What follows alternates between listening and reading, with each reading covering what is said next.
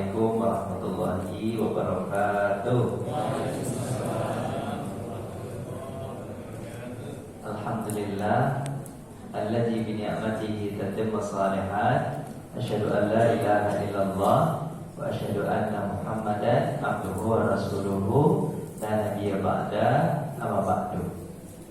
Jemaah yang dirahmati Allah, sekarang kita salat tarawih yang ke-26. Berarti tinggal berapa hari lagi salat tarawih? 3 hari atau 4 hari. Kemungkinan ada beda.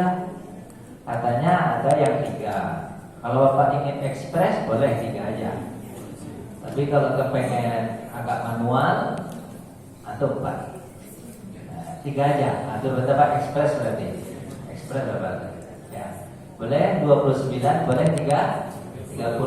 Kata Nabi, syahrun hakaza, bulan itu begini, wahakaza begini, wahakaza begini. Berarti berapa?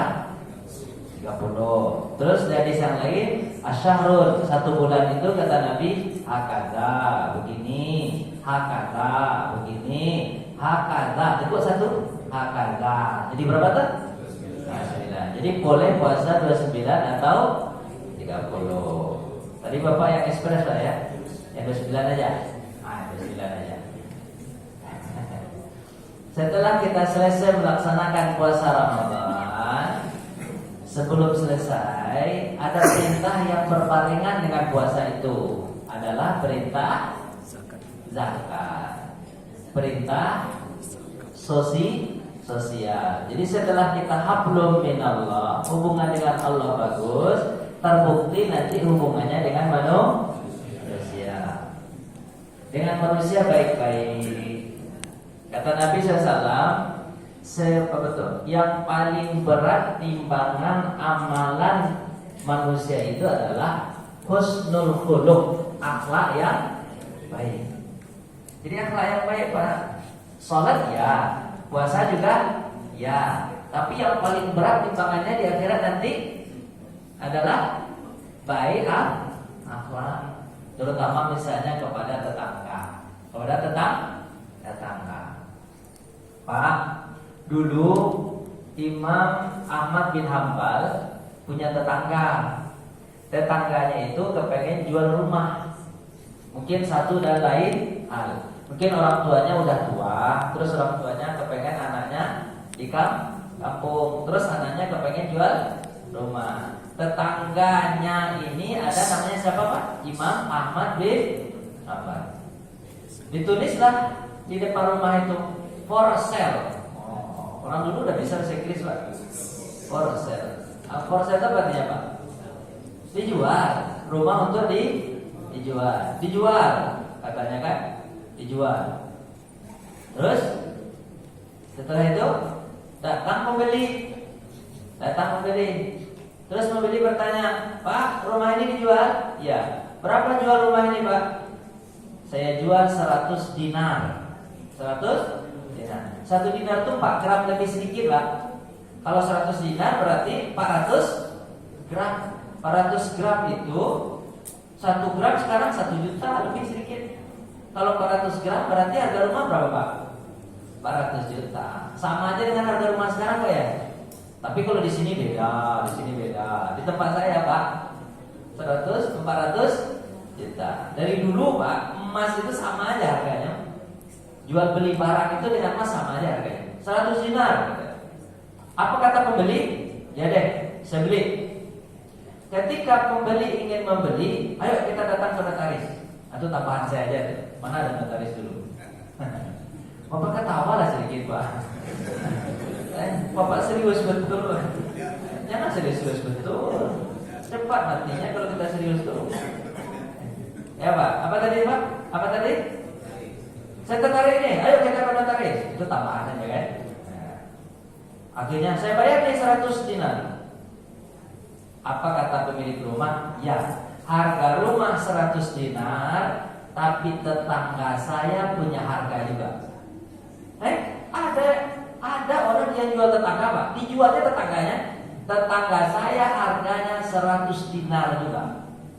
Jadi harganya jadi berapa Pak? 200 dinar dari 800 juta. Pembeli itu kaget, kok tetangga mau jual? Emang siapa tetanggamu itu? Apa kata dia?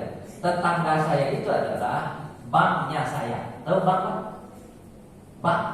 Kalau saya nggak punya duit, dia yang kasih. Boleh minjam, boleh kasih. Dia adalah rumah makan padang saya. Dia mau makan apa? Saya nggak punya makanan, dia yang kasih makanan. Dia adalah guru privat pribadi kami sekeluarga. Kami kalau nggak punya ilmu, tuntut ilmu ke dia gratis. Ya kan? Dia adalah sapam pribadi kami. Kalau kami keluar dari rumah atau kami ke pulang kampung, dia yang jaga rumah kami. Luar biasa, Pak. Bapak kira punya tetangga komplit begitu nggak, Pak? Bank iya, rumah makan iya, habis itu Pak, sapam juga iya, habis itu guru privat juga, ya punya nggak Bapak seperti itu tetangga Bapak? Bapak tak berani jawab. Tapi itu kan, alhamdulillah Pak. Tapi habis itu Pak, kalau saya pindah dari sini, belum tentu dapat tetangga yang seperti itu, kata dia. Saya belum tentu dapat tetangga seperti itu. Makanya saya jual dia dengan harga berapa Pak? 100 dinar. Akhirnya terjadi nggak jual beli Pak? Nggak jadi Pak. Nggak jadi karena duitnya nggak cukup. Nggak jadi jual beli. Tapi ditanya, siapakah tetanggamu itu? Dia menyebut siapa Pak? Imam Ahmad bin Hanbal. Harga rumah bisa naik gara-gara tetangga. Makanya Nabi SAW mengatakan sebelum beli rumah itu jar qabladan. Lihat dulu tetangga-tetangganya baru beli rumah. Jangan salah nanti udah beli rumah ternyata tetangganya gimana Pak? Sakit jantung. Pak beli aja rumah saya Pak. Berapa Pak jual? 100 juta aja. Kok murah betul? Di sini kan rumahnya harganya 500 juta Pak. Kenapa Pak jual 100 juta? Sakit kepala saya sama tetangga saya Pak. Gak apa-apa Pak beli aja, beli murah aja. Gara-gara tetangga rumahnya jadi terjual murah. Nah, itu kan ini jadinya Pak. Jadi gak enak Pak. Makanya Nabi mensyaratkan kalau beli rumah itu apa dulu Pak? Jar qabla dan lihat dulu tetangganya baru beli rumah. Gitu Pak. Pak ada satu lagi. Imam Abu Hanifah. Siapa namanya Pak? Imam Abu Hanifah. Imam Abu Hanifah ini satu kali sakit. Sakit Pak. Dia sakit ya. Sakit. Habis itu tetangganya menjenguk. Kebetulan tetangga di samping rumahnya itu Yahudi. Coba Pak? Yahudi. Dia baik aja hubungannya sebenarnya. Hubungannya baik aja. Tetangganya Yahudi. Tetangganya ini rumahnya 2 lantai. 2 lantai. Lantai dulu kan beda dengan lantai kita Pak. Kalau kita sekarang kan coran. Kalau orang dulu tuh mungkin kayu aja. Ya kan? Terus di atasnya itu, terus setelah dia datang ke kamarnya Imam Abu Hanifah yang sakit itu, ya. Terus dia melihat kok ada air ya. Air hujan enggak, tapi kok air tetes. Ditanya sama tetangganya Yahudi tadi yang menjenguknya tuh. Pak Imam, air enggak hujan, tapi kok ada air ya? Dari mana itu? Dari toren. Toren enggak di situ letaknya. Itu kayaknya kamar mandi saya ya. Apakah itu dari kamar mandi saya airnya Pak Imam?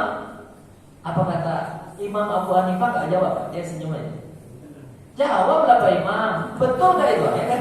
Itu dari kamar mandi kayaknya. Apa ada? Kata Pak Imam, ya itu dari kamar mandi. Dari kamar mandi saya kan? Ya. Sejak kapan itu Pak Imam? Sejak kita tinggal di sini. Berarti sudah 20 tahun Pak Imam. 20 tahun Imam Abu Hanifah menampungkan air bekas mandian dari tetangganya. Berapa Pak? 20 tahun. Bapak kira-kira begitu nggak sama tetangga Bapak? Sabar banget, begitu nggak? 20 tahun bocor rumah Bapak gara-gara dia kan kita tuh rumah kita kan dempet tuh banyak Pak ya. Dindingnya dempet kan? Bocor selama 20 tahun, mau nggak Bapak kira gitu Pak? Komplain paling ya? Oh itu lama. Tapi Imam Abu Hanifah nggak begitu Pak. Dia sabar. Makanya Nabi mengatakan kalau ada tetanggamu meletakkan kayu Meletakkan kayu di dinding rumahmu, sabar. Bertetangga itu harus banyak apa? Sabar. Banyak sabar ya? Banyak sabar. Sabar. Sebab apa Pak? Apa kata Nabi sallallahu alaihi wasallam? Wallahu la yu'min. Demi Allah tidak beriman. Siapa yang tidak beriman Pak? Allazi la ya'manu jarahu bawa'iqahu. Orang yang tidak aman tetangganya gara-gara tangannya dan mulut. Jadi Pak, dikaitkan dengan iman loh Pak. Tidak beriman orang yang jahat sama tetangganya. Ditanya sama Nabi, orang bertanya sama Nabi, ya Rasulullah, ada tetangga saya baik, dia sholat, bukan baik, dia sholat, dia puasa, dia sholat, dia puasa, tapi dia jahat sama tetangganya. Apa kata Nabi jawabannya? Huwa finnar, dia di dalam api neraka. Bayangkan sama Pak, sholat ya, apalagi nggak sholat Pak ya. Jangan Bapak bilang, oh berarti gak guna sholat tuh, masuk neraka juga gak guna. Gak begitu maksudnya. Sholat aja gara-gara jahat sama tetangga masuk neraka juga. Dia sholat, dia puasa, tapi jahat sama tetangganya. Apa kata Nabi? Huwa finnar, dia dalam api neraka. Tapi ada tetangga saya itu ya Rasulullah, dia itu sholatnya biasa aja, gak banyak-banyak betul, gak ikut majelis taklim, gak biasa-biasa aja. Biasa-biasa aja. Sholat juga, puasa biasa juga. Dan dia baik sama tetangga. Apa jawaban Nabi? Wa fil jannah. Dia di dalam surga. Jadi gitu Pak. Jadi Pak, sama tetangga itu baik-baik aja. Kenapa? Karena itulah yang menyebabkan kita masuk surga Pak. Kalau bersalah kepada Allah, tinggal minta ampun. Siang malam Allah menerima ampunan. Tapi kalau bersalah sama orang gimana Pak? Sebelum orang itu memaafkan, Allah tidak maafkan. Nah, itu beratnya Pak. Biasanya kalau minta maaf sama orang gampang atau sulit Pak? Sulit banget Pak, sulit banget. Makanya sebelum apa tuh? Sebelum bermasalah sama orang lebih baik ngalah aja. Di atas dunia ini banyaknya apa Pak? Banyak ngalah aja. Jangan menang-menangan. Ngalah aja. Ngalah aja. Apa kata pepatah Arab? Yang waras ngalah. Benar gak Pak? Bapak? Oh gitu Pak. Yang ngalah waras hati boleh lah, boleh gitu Pak. Tapi Bapak balik itu Pak. Yang betul yang apa Pak? Yang waras ngalah. Tapi kalau gak ngalah berarti gak waras. Yang waras itu ngalah Pak, ngalah aja. Makanya Jibril itu Pak, setiap kali selesai menyampaikan wahyu kepada Nabi Muhammad selalu berwasiat. Apa wasiatnya? Yusini bil jari. Apa tuh Pak? Hati-hati dengan tetangga ya. Baik-baik dengan tetangga ya. Hati-hati dengan tetangga ya. Baik-baik dengan tetangga ya. Apa kata Nabi? Hatta zanantu sayuwarisu. Aku kira nanti akan turun ayat tentang tetangga boleh mendapatkan harta warisan. Saking seringnya Pak dinasihati terus. Kenapa Pak? Karena seringnya kita itu bersenggolan dengan apa Pak? Dengan tetangga. Ibarat apa tuh Pak? Kalau kita bikin apa? Bikin gulai. Bapak bikin gulai Pak? Pengaduk sama kuali. Pengaduk sama kuali biasanya sering ini kan? Sering apa? Sering apa? Benturan kan? Sering benturan kan?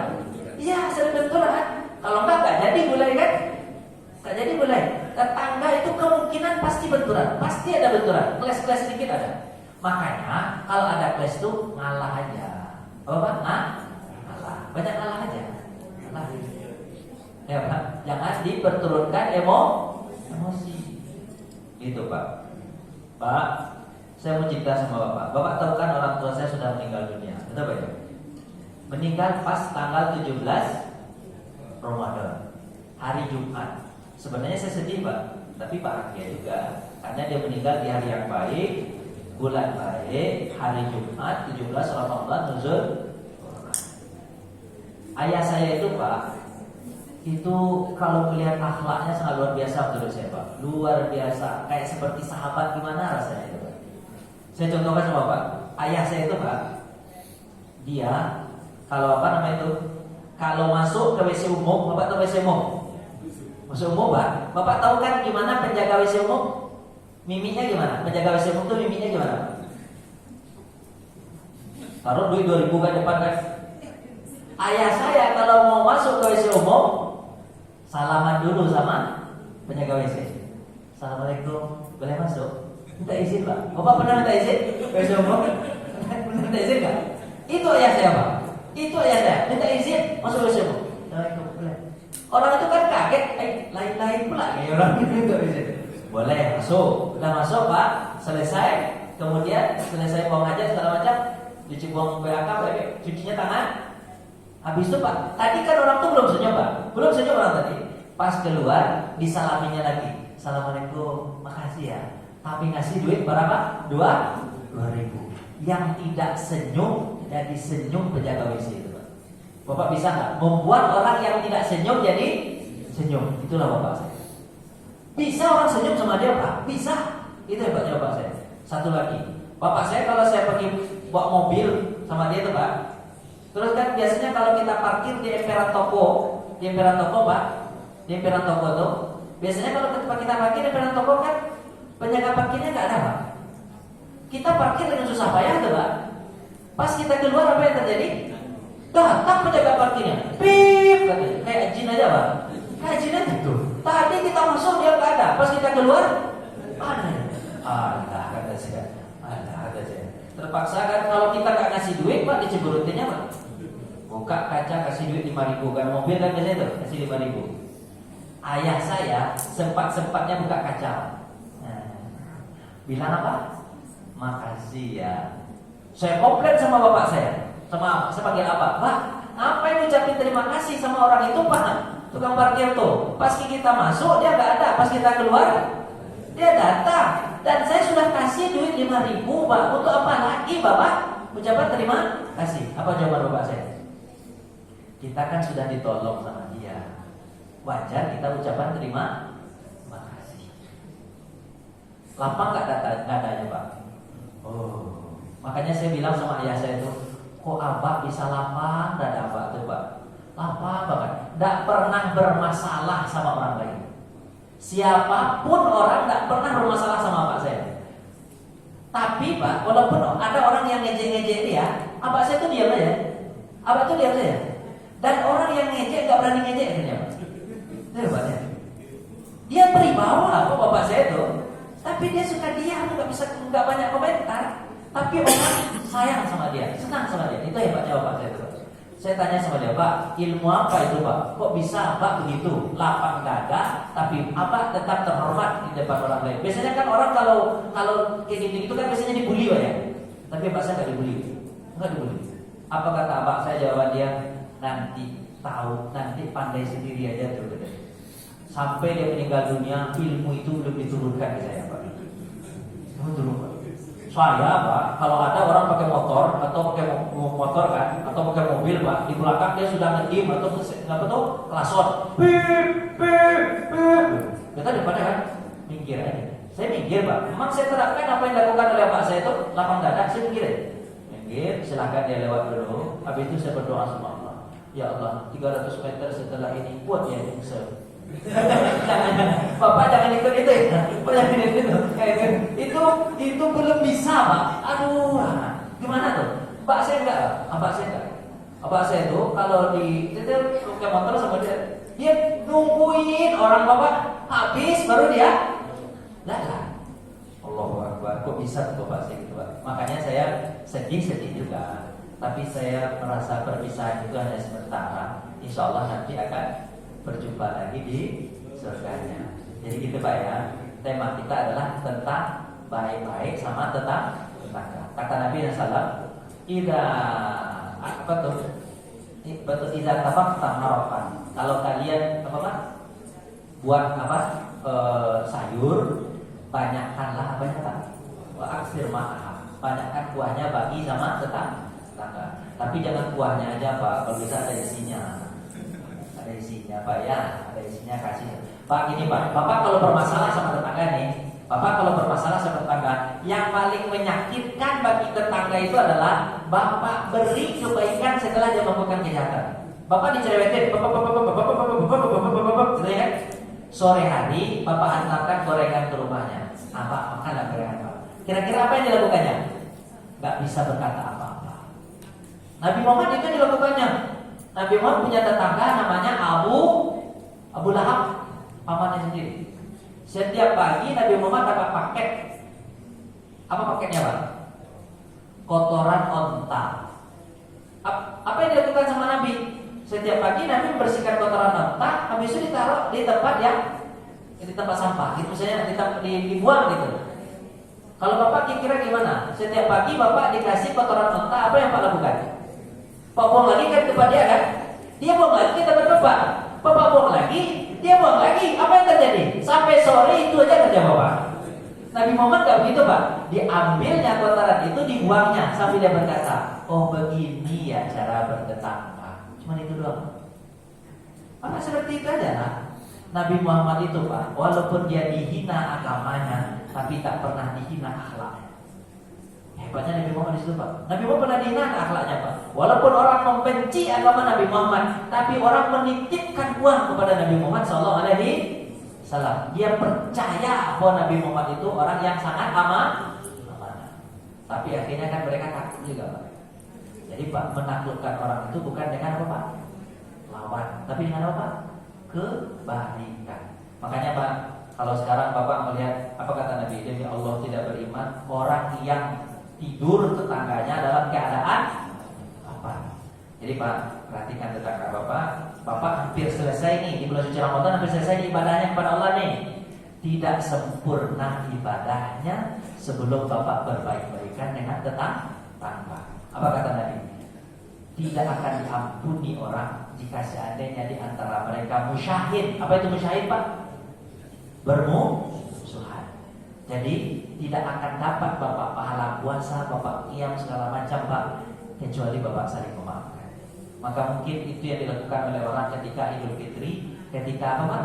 Ketika Idul Fitri saling maafkan. Tapi boleh dimulai dari sekarang agar pahala kita diterima oleh Allah Subhanahu wa taala. Mudah-mudahan hati Bapak lapang. Ya Pak ya? Lapang. Ya, lapang hati Bapak. Kalau bisa itu Bapak. Ya, sekarang atau nanti setelah sholat Pak kita mulai salam-salaman. Ya gitu Pak ya. Jadi lapang-lapangkan aja hati Pak. Orang yang lapang hati, insya Allah hidupnya panjang. Tapi kalau sempit hati Pak, sakit jantung, mati cepat. Lapang hati Pak. Ya Pak ya. Makasih ya Pak ya. Semangat. Terima kasih. Assalamualaikum warahmatullahi wabarakatuh. Waalaikumsalam.